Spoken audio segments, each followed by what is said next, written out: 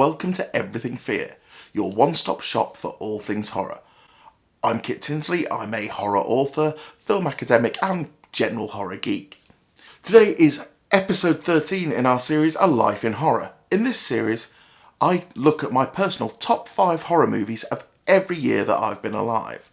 We've left the 80s, we've finally reached the 90s. It's 1990. Number 5, Tremors. The town of Perfection, Nevada is just your typical small desert town, except for one thing. It has a problem with big monstrous worm creatures called graboids.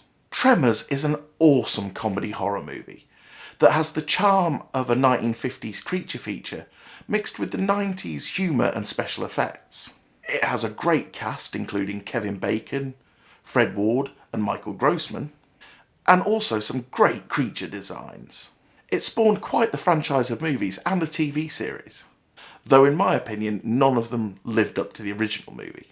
But Tremors is still a great fun movie all these years later. Number 4, Nightbreed. After the success of Hellraiser, the world was waiting for Clive Barker's next movie. It came in the form of Nightbreed, based on his novel Cabal. Aaron Boone is drawn to the necropolis city of Midian, where he finds a society of friendly monsters who hide away from humanity that has shunned them. As the monsters slowly start to trust Boone, a serial killer is stalking the nearby city and someone is putting Boone in the frame for these murders. Nightbreed is a wonderfully weird horror movie. It's creepy, it's funny and often emotional. And it has some amazing creature design and effects, as well as some great performances, in particular from David Cronenberg, the famous director. Number 3, Jacob's Ladder. One of the weirdest and most disturbing horror movies of the 1990s. Director Adrian Lyne was best known for dramas and thrillers before turning his hand to horror with Jacob's Ladder. It tells the story of a Vietnam vet who is dealing with the death of his son, PTSD, conspiracies, and hallucinations. Terrifying demons haunt him as he spirals down into a shocking conclusion. The always fantastic Tim Robbins gives an outstanding performance that really grounds the fantastical elements of this film. Great creature design, and I think the first use of the shaky shudder glitch effect that became so common in 90s horror. Number 2, Misery. Rob Reiner's fantastic adaptation of the Stephen King novel holds up as one of the best movies of the 1990s. The story of an author, no surprise from King, who after getting into a terrible car accident is rescued by his biggest fan. Of course, she turns out to be a psychotic who he has to use all of his wits and strength to survive. The movie is essentially a two-hander, as they say in the theatre, with only 2 characters being in the majority of the film. James Caan is on excellent form as author Paul Sheldon. He shows such a range of emotions within this movie.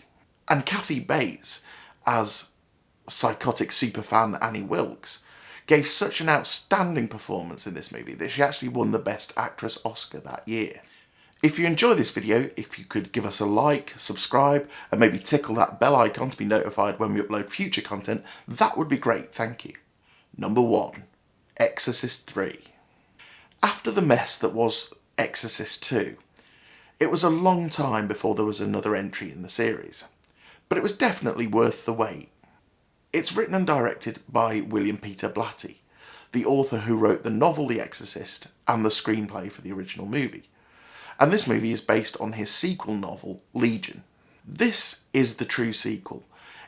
It follows Lieutenant Kinderman, the detective from the first movie, as he investigates a series of murders seemingly aimed at the church.